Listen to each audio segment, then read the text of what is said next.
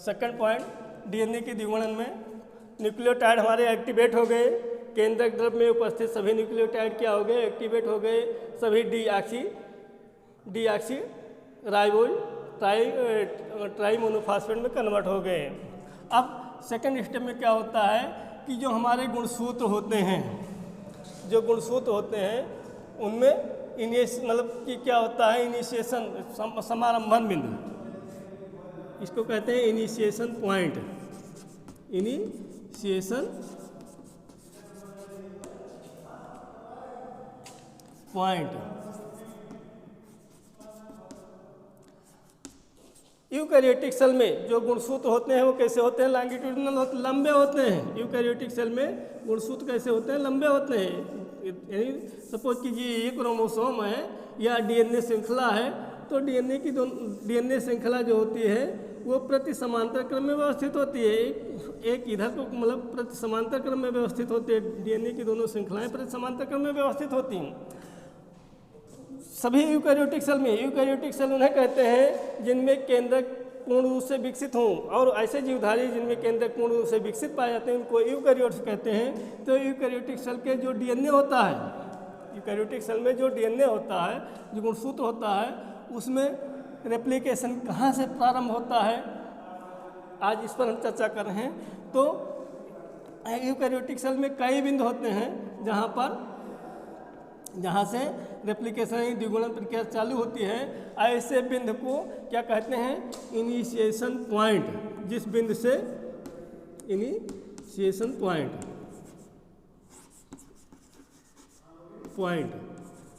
जिस बिंदु से समारंभ मतलब द्विगुणन चालू होता है उसे इनिशिएशन पॉइंट कहते हैं, या ओरिजिन पॉइंट अन्य किस नाम से जाना जाता है, ओरिजिन पॉइंट, उद्भव बिंदु। इसे उद्भव बिंदु के नाम से जाना जाता है या समारंभन बिंदु के नाम से जाना जाता है। जिस स्थान से डीएनए का द्विगुणन प्रारंभ होता है उस बिंदु को इनिशिएशन पॉइंट, समारंभन बिंदु अथवा उद्भव बिंदु के नाम से जाना जाता है। ये इनिशिएशन पॉइंट और या समारंभन बिंदु के नाम से जाना जाता है। इसी प्रकार से प्रोकैरियोटिक सेल में जैसे जीवाणु विषाणु है, उनमें क्या होता है कि उनमें की कोशिका में केंद्रक प्रिमिटिव टाइप, कैरियोमीस केंद्रक, वह कोशिका है जिसमें केंद्रक प्रिमिटिव टाइप का होता है, उसको प्रोकैरियोटिक सेल कहते हैं। प्रोकैरियोटिक सेल में जो गुणसूत्र होते हैं या जो डीएनए होते हैं उनमें रेप्लिकेशन किस बिंदु पर चालू होता है। सपोज कीजिए प्रोकैरियोटिक सेल है और इसमें जो गुणसूत्र होते हैं वो केंद्रक में नहीं पाए जाते हैं, इसी में रहते हैं। जो जीव द्रव्य होता है इसी में पाए जाते हैं। तो जिस बिंदु से ये कोशिका कला द्वारा जुड़े होते हैं, जो डीएनए जिस बिंदु से कोशिका कला पर जुड़ा होता है उस बिंदु को क्या कहते हैं, सी ओरी। इस बिंदु को क्या कहते हैं, सी ओरी पॉइंट। और गुणसूत्र का द्विगुणन इसी बिंदु से चालू होता है, किस बिंदु से, सी ओरी। अब ध्यान दें, प्रोकैरियोटिक सेल के जो डीएनए होते हैं वो कैसे होते हैं, सर्कुलर होते हैं, वृत्ताकार होते हैं। प्रोकैरियोटिक सेल के जो डीएनए होते हैं वृत्ताकार होते हैं, इसलिए इनका समारंभन बिंदु ओरिजिन पॉइंट भी यही होता है, सी ओरी, और समापन बिंदु भी सी ओरी होता है। फिर से ध्यान दें, प्रोकैरियोटिक सेल में जो डीएनए होता है वो कैसे होता है, सर्कुलर होता है, वृत्ताकार होता है। तो जिस बिंदु पर ये कोशिका कला से जुड़ा होता है, उस बिंदु को सी ओरी कहते हैं। यहीं से डीएनए का द्विगुणन चालू होता है और लौटकर समापन कहाँ पर होता है, इसी बिंदु पर समापन भी होता है।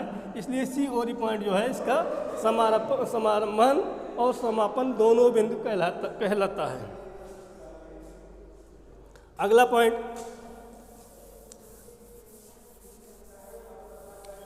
डीएनए की द्विगुणन प्रक्रिया में ध्यान दें, बहुत आसानी से समझ में आ जाएगा। तीसरा पॉइंट है अनकोइलिंग ऑफ सुपरकोइल्ड डीएनए।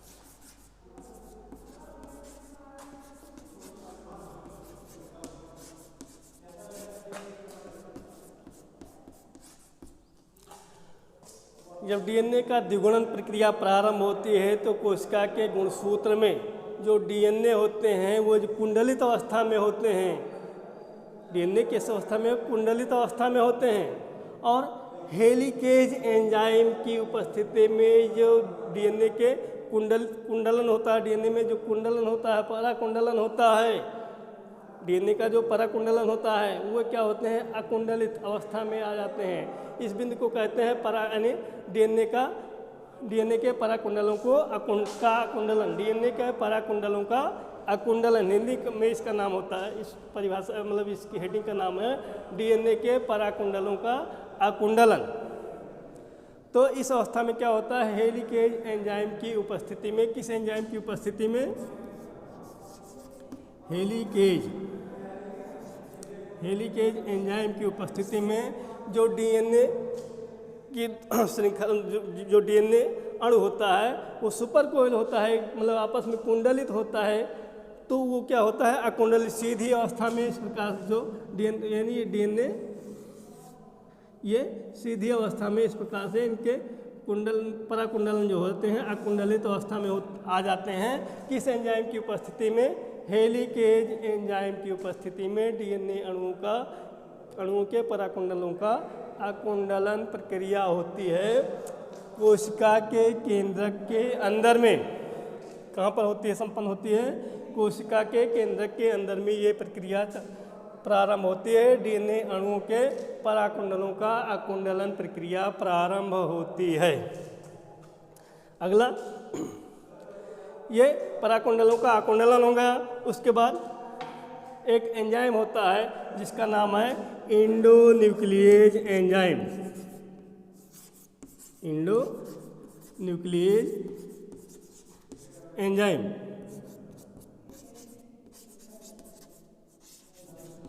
ये एंडोन्यूक्लिएज एंजाइम, इसको डीएनए की आणविक कैंची कहते हैं। ये इनके दोनों श्रृंखलाओं को काटने का काम करते हैं। जहाँ पर इनिशिएशन पॉइंट होता है, समारंभन बिंदु होता है, वहाँ पर ये एंडोन्यूक्लिएज एंजाइम इनके पराकुंडलों को, मतलब कि दोनों श्रृंखलाओं को काटने का काम करते हैं ताकि हमारा डीएनए द्विगुणन प्रक्रिया प्रारंभ हो सके। तो कौन सा एंजाइम ये काम करता है, एंडोन्यूक्लिएज एंजाइम इसको काटने का काम करता है। डीएनए अणुओं को जहाँ पर समारंभन बिंदु होता है वहीं से काटने का कार्य करता है। अगला पॉइंट है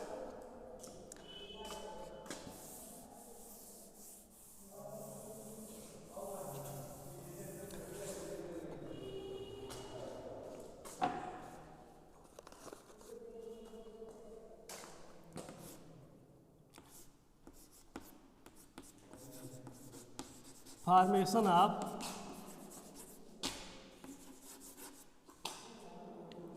RNA primer, formation of RNA primer. DNA की द्विगुणन प्रक्रिया में जब ये दोनों मतलब ये डीएनए का अकुंडलन हो गया, डीएनए श्रृंखला का अकुंडलन हो गया। अकुंडलन के बाद ध्यान दें, सपोज कीजिए ये डीएनए श्रृंखला है, ये डीएनए श्रृंखला है, डीएनए की दोनों श्रृंखलाएं हैं। यहाँ पर एंडोन्यूक्लिएज एंजाइम इसको यहाँ से काट दिया, यहाँ से डीएनए ये कट गई। अब उधर एक्टिवेट न्यूक्लियोटाइड हमारे तैयार हैं। अब अगली प्रोसेस क्या होती है, कटने के बाद यहाँ पर इसकी दोनों श्रृंखलाएं ये इस प्रकार से हो जाती हैं और यहाँ पर पुनः कुंडलन न हो, इनकी दोनों श्रृंखलाएं एक दूसरे से पुनः कुंडलित न हो, तो यहाँ इस दोनों फर्क पर एक एस बीपी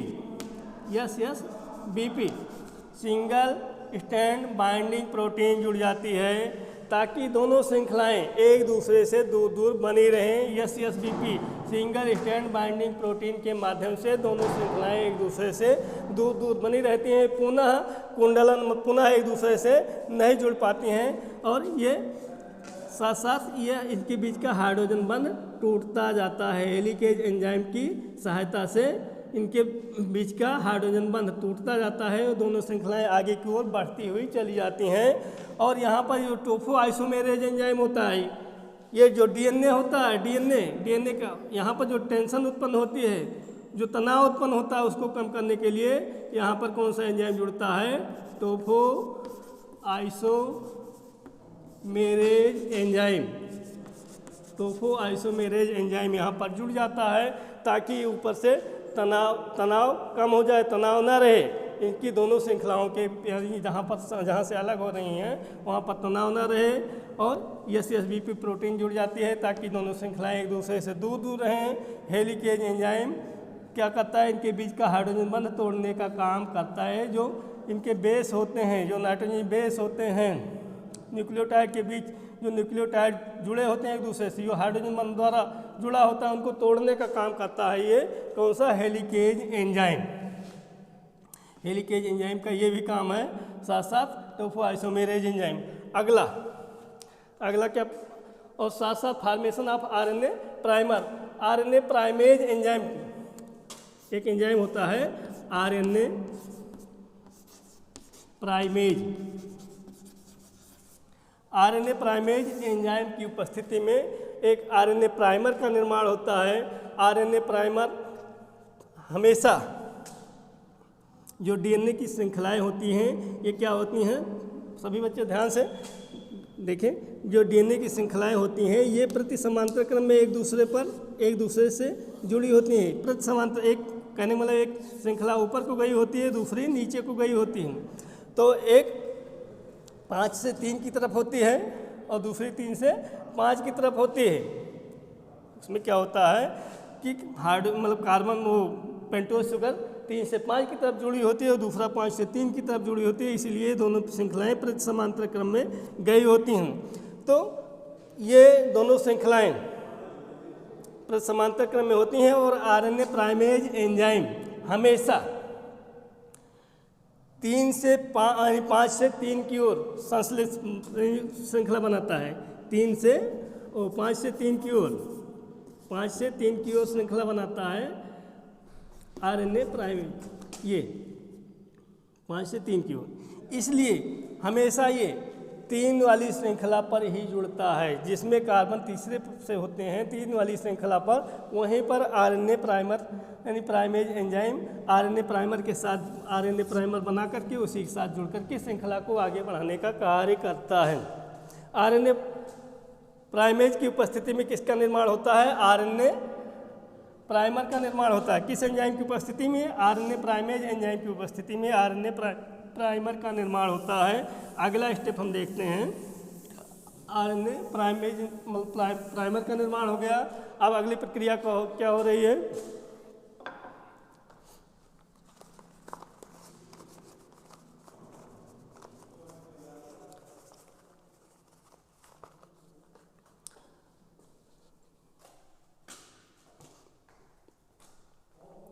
पांचवा है फॉर्मेशन ऑफ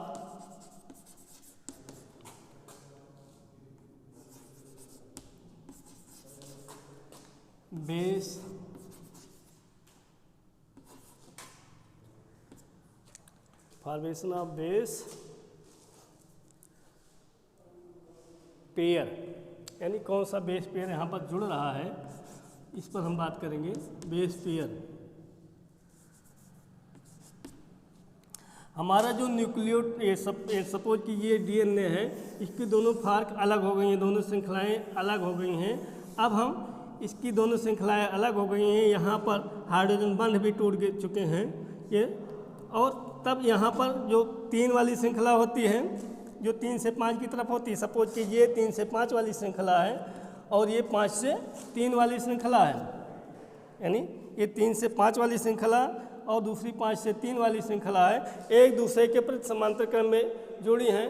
तो यहाँ पर जो बेस पेयर होते हैं, जो एक्टिव न्यूक्लियोटाइड होते हैं, सक्रिय न्यूक्लियोटाइड होते हैं, वह एक अनुक्रम में, एक सीक्वेंस में, सपोज कि ये आरएनए प्राइमर है, आरएनए प्राइमर के साथ साथ यहाँ पर बेस पेयर इससे जुड़ते जाते हैं, एक से, यानी और किसकी तरफ जुड़ते हैं? 3 से 5 की ओर, क्योंकि आरएनए पॉलीमेरेज है। यहाँ पर कौन सा एंजाइम काम कर रहा है?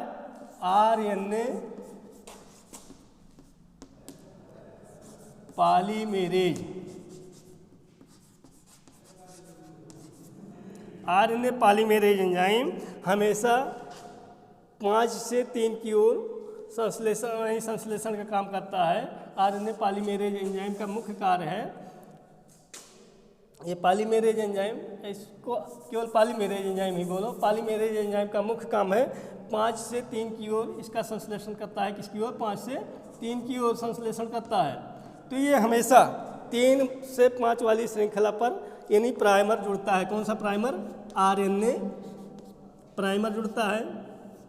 ये आरएनए प्राइमर जुड़ गया और संश्लेषण हो रहा है। यहाँ पर नाइट्रोजनी बेस एक दूसरे यानी नाइट्रोजनी बेस एक सीक्वेंस में, एक अनुक्रम में जुड़ते चले जा रहे हैं। इस प्रकार से एक श्रृंखला, मतलब ये यहाँ पर नाइट्रोजनी बेस जुड़ रहे हैं। आरएनए प्राइमर के साथ साथ पॉलीमेरेज एंजाइम की उपस्थिति में ये 3 से 5 वाली श्रृंखला पर डीएनए का द्विगुणन प्रारंभ हो गया है। डीएनए का द्विगुणन प्रारंभ हो गया है। ये पॉलीमेरेज एंजाइम की उपस्थिति में इधर आरएनए प्राइमर जुड़ा है। कौन सा प्राइमर जुड़ा है? आरएनए प्राइमर जुड़ा है और एक्टिव न्यूक्लियोटाइड यहाँ पर जुड़ते चले जा रहे हैं एक सीक्वेंस में, एक अनुक्रम में।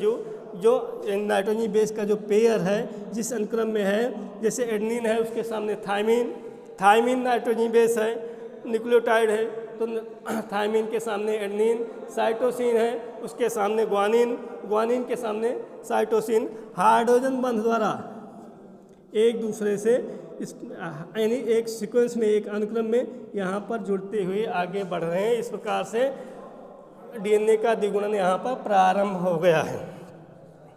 ये तो 3 से 5 वाली श्रृंखला पर है। इस श्रृंखला को क्या कहते हैं? सतत श्रृंखला।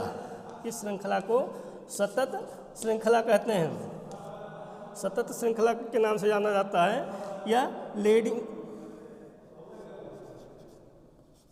इसको लीडिंग चेन कहते हैं। कौन सी चेन? Leading chain. ये सतत श्रृंखला है। इस प्रकार से ये श्रृंखला आगे की ओर बढ़ रही है। और दूसरी श्रृंखला जो होती है, ये श्रृंखला 5 से 3 वाली श्रृंखला है। इस पर पॉलीमेरेज एंजाइम डायरेक्ट नहीं जुड़ सकते हैं। तो ये श्रृंखला यानी यहाँ पर आरएनए जो प्राइमर होता है, आरएनए प्राइमर ब्रेक करके यहाँ पर जुड़ गया, जहाँ पर उचित पॉइंट पाया, उसके बाद यहाँ पर आरएनए प्राइमर जुड़ गया। उसके बाद ये श्रृंखलाएँ यानी 5 से 3 की ओर, 5 से यानी सपोज कीजिए यहाँ पर 3 है, यहाँ पर 3 है, तो ये 5 से, और यहाँ पर आरएनए प्राइमर जुड़ गया, आरएनए प्राइमर, तो 5 से 3 की ओर आगे बढ़ रही हैं। फिर यहाँ पर अगला पॉइंट है, यहाँ 3 श्रृंखला है, ये वाला 3 पॉइंट है, तो 5 से 3 की ओर आगे की ओर बढ़ रही हैं। ये श्रृंखला सतत नहीं होती है, कंटिन्यूअस नहीं होती, रेगुलर नहीं होती है। इसको असतत श्रृंखला कहते हैं। असतत श्रृंखला के नाम से जाना जाता है या लैगिंग सेल के नाम से जाना जाता है। लैगिंग सेल के, इसे लैगिंग सेल भी कहते हैं। ये श्रृंखलाएँ यानी लगातार नहीं होती हैं, बीच बीच में यानी इसमें आरएनए प्राइमर जुड़े होते हैं। इस श्रृंखला में क्या होती है, दूसरी वाली श्रृंखला में केवल एक ही प्राइमर होता है, श्रृंखला आगे की ओर बढ़ती जाती है। जबकि लैगिंग सेल में, असतत श्रृंखला वाली में कई जगह पर प्राइमर होते हैं और 3 से 5 की ओर श्रृंखला आगे की ओर बढ़ती है। तो ये लैगिंग सेल के नाम से जानी जाती है। अगला चरण आगे, इसको मिटा कर ये अभी हम बता रहे हैं। अगले वीडियो में हम आप लोगों को ये बताएंगे कि जो एटीपी मतलब ये ट्राई न्यूक्लियोटाइड फास्फेट हैं, ये यानी मोनोन्यूक्लियोफास्फेट में कैसे चेंज होते हैं, और साथ साथ ये श्रृंखला यानी ये न्यूक्लियोटाइड आपस में एक दूसरे से कैसे जुड़ते हैं। इसके साथ साथ हम ये बताएंगे कि दूसरी वाली श्रृंखला जो असतत श्रृंखला है, ये एक दूसरे से मतलब कैसे जुड़ेगी और ये अलग कैसे होते हैं। धन्यवाद। अगले वीडियो।